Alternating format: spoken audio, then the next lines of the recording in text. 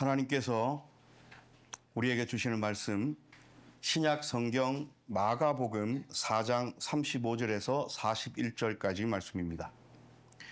마가복음 4장 35절에서 41절까지 말씀, 하나님의 말씀 봉독할 때에 여러분 경청하십시오. 그날 저물 때에 제자들에게 이르시되 우리가 저편으로 건너가자 하시니 그들이 무리를 떠나 예수를 배에 계신 그대로 모시고 가매 다른 배들도 함께 하더니 큰 광풍이 일어나며 물결이 배에 부딪혀 들어와 배에 가득하게 되었더라. 예수께서는 고물에서 베개를 베고 주무시더니 제자들이 깨우며 이르되 선생님이여 우리가 죽게 된 것을 돌보지 아니하시나이까 하니 예수께서 깨어 바람을 꾸짖으시며 바다들어 이르시되 잠잠하라 고요하라 하시니 바람이 그치고 아주 잔잔하여지더라. 이에 제자들에게 이르시되 어찌하여 이렇게 무서워하느냐 너희가 어찌 믿음이 없느냐 하시니 그들이 심히 두려워하여 서로 말하되 그가 누구이기에 바람과 바다도 순종하는가 하였더라. 아멘. 이 말씀을 통하여 은혜 주실 줄 믿습니다. 아멘. 오늘 마가복음 4장 말씀 함께 읽었고요. 우리가 잘 아는 폭풍을 잠잠케 하신 그 장면들을 우리가 보았습니다. 여러분 우리가 공관복음이라고 부르죠. 마태, 마가, 누가를 관점이 같고 아주 비슷한 이야기들이 적혀 있고요. 또 우리가 함께 공부한 바대로 두 자료설에 의하면 마가복음이 제일 먼저 쓰여졌고 이것과 예수님의 말씀으로 큐 자료를 갖다 놓고 마태와 누가가 각자의 특성에 따라서 이렇게 해서 어쨌든 마태, 마가, 누가가 아주 많은 것들을 공유하고 있습니다. 근데 우리가 늘 재미있게 성경 공부를 할 때 공유를 하고 있기 때문에 비슷하고 같은 면은 있지만 또 그 차이점은 뭔지, 무엇이 다른지, 어떤 특성들이 다른지를 우리가 바라보면 또 재미있게 성경 공부를 할 수 있지요. 마가복음 4장 35절에서 41절까지에 있는 폭풍을 잠재우시는 예수님의 이야기는 마태복음에도 있고 마가복음에도 있고 누가복음에도 있습니다. 그런데 이 내용들이 조금 달라요. 마태와 누가는 그 너머의 것들을 좀 주장하고 싶어요. 예를 들어서 마태는 제자됨이라는 것을 이야기하고 싶어서 그 믿음 없는 제자들을 책망하시고 그 제자들이라면 당연히 예수님의 제자들이라면 믿음 갖고 예수님을 의지하고 오롯이 나아가야 된다는 그런 주제를 이야기하기 위하여 이 장면을, 이 이야기를, 이 에피소드를 사용한다면 마가는 그저 이 기적 사건을 설명합니다. 그리고 또 뭐가 다르냐면 그러다 보니까 어떤 교훈적인 의미로 더 큰 주제를 위하여 이면에 있는 것들을 위하여 방금 말씀 예를 드린 대로 마태복음에서는 그 제자됨이라는 것을 이야기하기 위하여 그 믿음 없는 제자들을 책망하고 제자라면 당연히 믿음을 가져야 된다는 것을 이야기하고 싶어서 이 에피소드를 들어 썼기 때문에 이 에피소드의 시시콜콜한 디테일한 것들을 다 이야기할 필요가 없었을 수도 있어요. 그래서 아주 담백합니다. 나중에 읽어보시면. 그런데 오늘 마가는요. 디테일이 넘쳐나요. 예를 들어서 그날 저물 때에 시간을 딱 이야기합니다. 마태와 누가에는 언제 배를 타고 건너갔는지 시간을 몰라요. 그런데 오늘 마가는 그날 저물 때에 건너가자 하셨습니다. 또 37절에 보면 또 디테일이 나와요. 큰 광풍이 일어나서 물결이 배에 부딪혔는데 배에 가득했다. 뭐가요? 물이요. 물이 배 안으로 들어왔다는 겁니다. 이런 디테일한 것.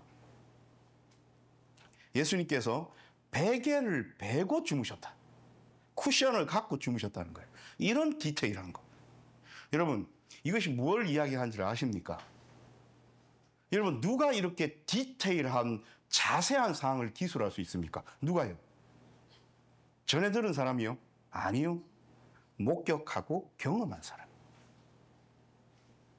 오늘 마가는 목격하고 경험한 사람에 의한 기술입니다.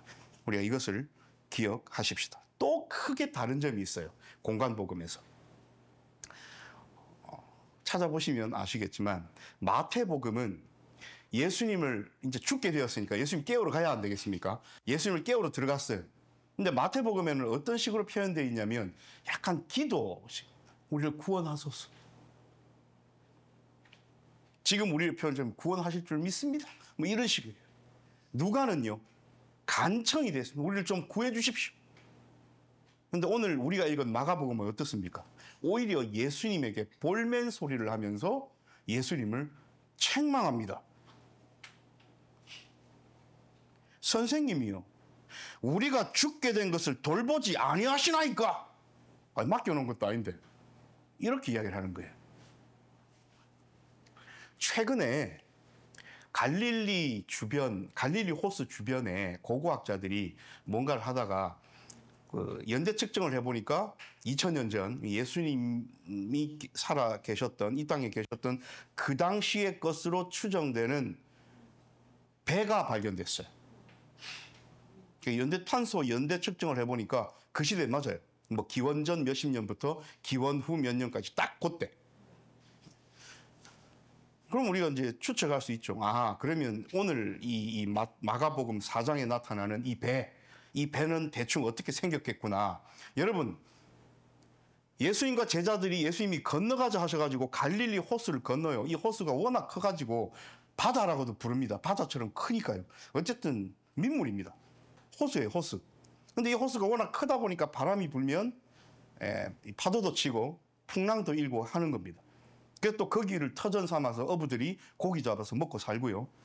건너가자 하셔서 건너갑니다. 그러면 여러분들은 이 장면을 보시면서 어떤 배가 떠오르셔요?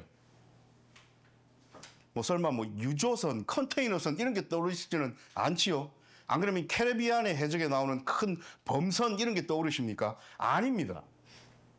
9.5m 정도 되는, 9.5m면 요 끝에서 아마 저 끝까지 될 겁니다. 이 정도 되는 배. 그리고 사람이 한 15명 정도 타서 어로 행위를 할 수 있는 배. 그리고 끝이 이렇게 올라가 있대요. 대충 상상되시죠? 배 끝이 이렇게 올라가서 올라간 부분 위를 덮으면 안에 방이 하나 생기죠. 예수님이 거기 들어가셔서 베개를 가지시고 주무셨다는 겁니다. 또 한 가지는 이 갈릴리 호수라는 지역은요, 세수대와 같아요. 큰 높은 언덕과 산으로 둘러싸여 있어요. 물이 차여서 그렇지 땅으로 치면 분지입니다. 그래서 기압차가 있고요. 높이에 따른 기압차가 있어서 바람이 불면 아주 세차게 분답니다. 그래서 한번 불기 시작하면 풍랑이 일고 태풍이 부는 거예요. 그래서 안전하지 않아요. 오늘 딱 그 상황입니다. 그런데 또 재밌는 것은, 그러면 이런 상황이 익숙했겠습니까? 익숙하지 않았겠습니까? 제자들에게. 특히 어부였던 제자들에게는 익숙한 거예요. 그래서 이 어부였던 제자들이 해 저물 때에 배를 움직였다는 것은 이때는 잘 풍랑이 일어나지 않는다는 겁니다. 그걸 피했다는 거예요. 왜? 경험에 의해서 알 수 있는 거잖아요. 그런데 또 한 번 뭐가 이렇게 잘못 맞아가지고 이 밤에 해가 저물 때니까 이제 해가 졌죠. 이 밤에 한번 풍랑이 일기 시작하면 또 다른 때보다는 아주 세차게 불어온대요.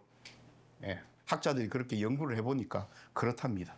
어쨌든 예수님이 계신 이곳에 제자들과 함께 건너가는 이때에 풍랑이 일어났고, 그 풍랑이 물이 배를 부딪히고 부딪힌 물이 배 안으로 들어와서 그 한 8m, 9m쯤 되는 이 배가 아수라장이 됐습니다.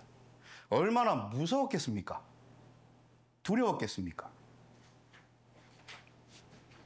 그래서 여러분, 사실은 마태와 누가에 나오는 선생님 지금 주무실 때가 아닙니다. 우리가 죽게 되었으니 우리를 좀 구원해 주십시오 라는 것은 좀 각색이 되고 순화가 된 것이고요. 당황하고 뭔가 급해지고 뭔가 위협이 처해졌고 두려워지고, 그래서 약간 우리가 요즘 쓰는 시체말로 멘붕 상태가 된 제자들에게서 나오는 당연한 반응입니다. 뭐 하고 계십니까 지금? 우리가 죽게 된 것을 돌보지 아니하십니까? 라고 예수님께 대들어요. 우리 그런 경험 있지 않습니까? 살다 보면 너무 당황해가지고 내가 죽게 됐으니 예의도 차려야 되고 해야 되는데 막 나도 모르게 성질 확 내버리고 지금 그런 상황입니다. 자, 여러분, 제자들이 이렇게까지 당황하여 예수님께 와서 우리를 좀 구해달라고 이야기를 할 때에 뭐 마태와 누가에는 기도와 간청으로 표현되었고 이곳에서는 볼멘소리와 예수님을 향한 막 대들므로 표현됐지만 그 궁극적인 오늘의 목표는 뭡니까? 제자들의 목표는 우리 힘으로는 어찌 할 수 없다. 이것을 그러니까 어떻게 예수님 하실 수 있잖아요. 어떻게든 우리를 좀 구해 주십시오. 라고 이야기를 한 거예요. 뭘 기대했겠습니까? 사실 그 너머까지 생각을 잘 못해요. 그러니까 어떤 형태로든 이 상황에서 우리를 좀 구해 주시는 거. 뭐 더 큰 배를 옆에 대가지고 옮긴다든지 안 그러면 뭐 지금으로 치면 튜브를 갖다가 이렇게 해서 물에 빠져 죽지 않게 한다든지 하여튼 우리는 구체적으로 잘 모르지만 예수님 뭘 하실 수 있잖아요. 우리가 그거 압니다. 그거 좀 해주십시오. 라고 한 겁니다. 그런데 이 사람들의 바람과 기대를 훨씬 넘어서는 상상도 하지 못할 일이 벌어집니다. 이게 뭡니까? 예수님께서 바람을, 파도를 꾸짖으시는 거예요. 제자들이 깜짝 놀랐습니다. 우리가 바랬던 건 우리 목숨 살리는 거지 바람과 파도를 꾸짖어서 이들을 잠잠케 하시오. 이 도대체 뭐지? 그러니까 보십시오. 예수님을 따라다니면서 제자들로 다녔는데 이 사람들의 끝에 반응이 뭐예요? 그가 누구이기에 바람과 바다도 순종하는가? 깜짝 놀랐다는 겁니다. 하나님의 역사가, 하나님의 손대심이, 하나님의 일하심을 지금 우리가 눈으로 보았다. 무섭고 두려운 겁니다. 여기서 우리가 꼭 기억해야 될 것이 있습니다. 그게 뭐냐면 예수님이 이 땅에 오셔서 바람과 파도를 잠잠하게 하신 것은 그저 나는 이런 기적을 일으킬 수 있다라고 기적을 보여주신 것에 불과합니까? 아닙니다. 우리가 이것을 파악하기 위해서는 이 뒤에 나오는 연속적인 사건 세 가지를 함께 봐야 돼요. 이게 4장 35절부터 5장까지 나오는 세 가지 기적입니다. 자, 여러분, 오늘 첫 번째는 바람과 파도를 잠잠케 하셨죠. 넘기면 두 번째는 어떤 기적이 나와요? 건너가셔서 거라사 지방에 군대 귀신 들린 자의 귀신을 쫓아내 주십니다. 그리고 바로 그 뒤에는 뭡니까? 물론 중간에 혈류병 걸린 여인의 사건이 있지만 결국 야이로의 죽은 딸을 살려주시죠. 요 일련의 기적 세 가지를 묶어보십시오. 예수님이 오셔서 뭘 하신 겁니까? 자, 다 꾸짖으십니다. 뭘 꾸짖으셔요? 처음에 바람과 파도를 꾸짖으셔요. 에피티마우라는 단어를 씁니다. 예전에 한번 말씀드렸어요. 이 에피티마우라는 단어, 꾸짖다, 책망하다, 혼내키다, 이런 단어를 사도 베드로가 예수님을 그럴 수 없다고 책망했습니다. 에피티마우 똑같은 단어예요. 그런데 이 단어는 이제 그 베드로는 다른 얘기고 예수님께서 에피티마우 하셨어요. 꾸짖으셨어요. 언제 꾸짖으셨냐면 귀신을 쫓아내실 때. 귀신아, 네가 왜 그 사람에게 있냐? 나와! 하고 꾸짖으실 때 이 단어를 쓰신 거예요. 그래서 첫 번째로 바람과 파도를 꾸짖으셔서 잠잠케 하셨습니다. 두 번째는요. 앞에 하셨듯이 앞에는 귀신 한 마리인데 군대 귀신 들린 거라사 지방의 사람에게서 군대 귀신을 꾸짖어서 나오라 하십니다. 야이로의 딸은요. 죽음을 꾸짖어서 나오라 하십니다. 나오라 하시고 죽음을 이기십니다. 자, 그러면 여러분, 예수님은 무엇을 압도하고 무엇 위에서 그들을 컨트롤하는 거예요? 자연계, 귀신들, 그리고 죽음. 이걸 보여주시죠. 자, 왜 이 뱃사람들은 놀랬을까요? 이가 누구이기에 바람과 바다도 잠잠케 하는가? 그런데 여러분, 예수님이 그 일을 행하셨다라고 해서 이 사람들은 의아해하면서 우와 하고 놀랐어요. 그런데 이 일을 행하신 주어를 제가 예수님 말고 다른 말로 바꾸면 다 고개가 끄덕여져요. 그 당시 사람들도. 하나님이 하셨다. 자, 하나님이 바람과 파도를 잠잠케 하셔요. 납득되시죠? 하나님이 귀신을 꾸짖어서 쫓아내주셔요. 아, 하나님이시니까 당연하죠. 귀신이 어찌 사탄 마귀가 하나님을 이겨. 당연한 얘기죠. 하나님이 죽음을 꾸짖어서 이기신다. 당연한 얘기죠. 그런데 그 일을 예수님이 하셨다. 제자들을 의아해하는 겁니다. 뭘 보여주시고자 하는 거예요? 진짜 막 나 이런 기적도 행할 수 있다라고 기적을 주시는 거예요? 아닙니다. 하나님의 에피파니, 현현. 하나님이 우리와 함께 계시다를 보여주시는 거예요. 그래서 예수님 이름이 임마누엘 아닙니까? 이쯤 되면 이것을 느끼고 깨달은 사람들은 이제는 두려워해야 됩니다. 여러분, 파도 따위를 두려워하던 그 두려움이 하나님을 향한 두려움으로, 궁극적인 두려움으로 전환됩니다. 여러분, 저와 여러분도 그러지 않겠습니까? 지금 우리가 이렇게 예배하고 있지만 눈에 보이는 방식으로, 어떤 방식이든 모르지만 하나님이 진짜 이곳에서 눈에 보이는 어떤 물리적인 방법으로 우리에게 나타나셨다. 우리 막 기분만 좋겠습니까? 두렵고 떨려요. 조금 무섭기도 해요, 사실은. 오늘 제자들이 이것을 느낀 겁니다. 그러면서 예수님 이야기하시잖아요. 왜 믿음이 없노? 여러분, 어떤 믿음을 가지라는 겁니까? 단순히 예수님은 기적을 행하실 수 있는 분이다라는 그런 믿음을 가지라는 겁니까? 아닙니다. 방금 말씀드렸잖아요. 하나님이 행하실 법한 자연 만물을 다스리시고, 귀신을 다스리시고, 사탄 마귀를 다스리시고, 더 나아가서 궁극적으로 죽음까지 다스리시는 하나님의 사역을 예수 그리스도, 나사렛 예수가 하고 계시니 뭔 말입니까 이게 도대체? 그 예수가 너희가 오매물망 바라던 하나님의 기름 부은 자 메시아, 하나님의 아들이심을 믿어라는 거예요. 이것을 믿는 순간 예수님이 행하신 바람과 파도를 잠잠케 하시고 귀신을 쫓아내시고 심지어는 죽음 가운데 다시 살리시는 사역을 바라볼 때 그게 신기해요. 그게 왜 신기해요? 믿음이 없으니 신기하고 두려운 걸 아닙니까? 오늘 이 얘기를 하시는 겁니다. 어찌하여 이렇게 무서워하느냐? 너희가 어찌 믿음이 없느냐 하시니. 그들은 여전히 믿음 없는 그가 누구이기에 바람과 파도를 잠잠케 하는가? 자, 여전한 물음이 우리에게 있습니다. 가이사랴 빌립보 지방으로 내려가실 때에 예수님께서 제자들에게 물으시죠. 너희는 나를 누구라 하느냐? 오늘도 이 장면을 통하여 우리에게 물으십니다.